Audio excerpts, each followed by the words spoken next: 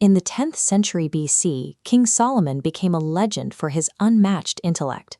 When two women claimed the same infant, he proposed cutting the child in half, knowing the real mother would beg to spare the baby's life. Yet, while he solved the problems of an entire kingdom, his personal life was a disaster.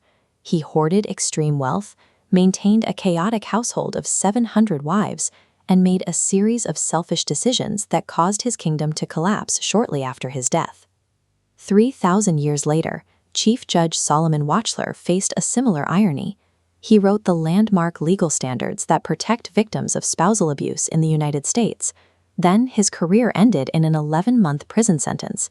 He pleaded guilty to criminally harassing his ex-mistress and threatening to kidnap her daughter. These figures exemplify a frustrating, universal human flaw. We are brilliantly objective when solving someone else's problems, yet entirely blind when navigating our own. Psychologists call this specific cognitive blind spot Solomon's paradox. We often assume that surviving a few decades of mistakes will naturally cure this flaw, treating personal wisdom as an inevitable byproduct of getting older. This data tracks reasoning skills of 20-year-olds and 80-year-olds. When evaluating someone else's issues, older adults score highly alongside the younger group. But when focus shifts to their own personal problems, both lines plummet and flatline equally. Age provides no protection against this bias. If wisdom isn't a simple result of time or experience, we have to look deeper into the cognitive mechanics that allow us to be so smart for others and so foolish for ourselves. In 2014, researchers Igor Grossmann and Kross set out to empirically prove this asymmetry in human reasoning. They defined wisdom as pragmatic reasoning, the ability to recognize the limits of your own knowledge, search for a compromise, and accurately weigh multiple perspectives. The experiment asked participants to evaluate a scenario where a romantic partner admitted to being unfaithful. One group reflected on their own relationship, while the other reflected on a best friend's relationship. Those advising the friend scored highly across all markers of pragmatic wisdom. But when assessing their own imaginary betrayal, those scores crashed. Participants became defensive, narrow-minded, and rigid. Our actual intelligence doesn't change in these moments. Rather, the target of our attention completely dictates our capacity for wise reasoning. This cognitive failure is driven by egocentric bias and control level theory. When a problem involves us directly, we experience integral emotions.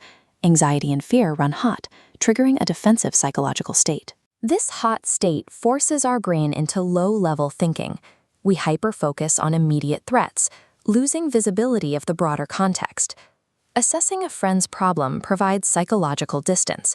This cools the emotional temperature, enabling the high-level thinking required to see the entire network of options. This same distance that clears our thinking also serves as a potent motivator.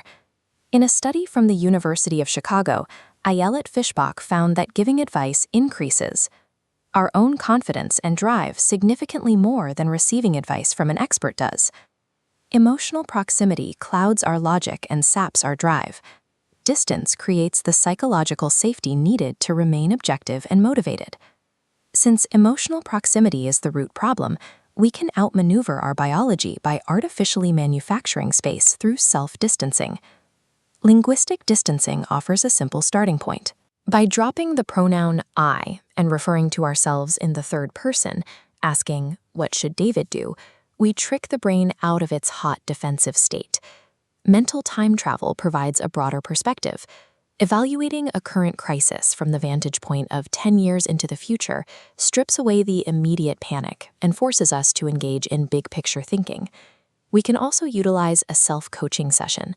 This involves physically writing an email or a letter to ourselves, phrasing the advice exactly as if we were guiding a friend we deeply care about.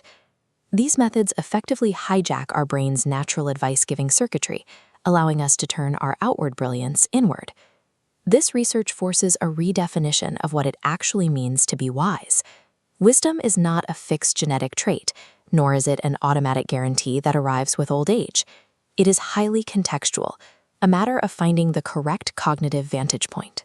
Once we learn how to step outside of ourselves, we can finally benefit from the brilliant advice we've spent our lives giving to everyone else.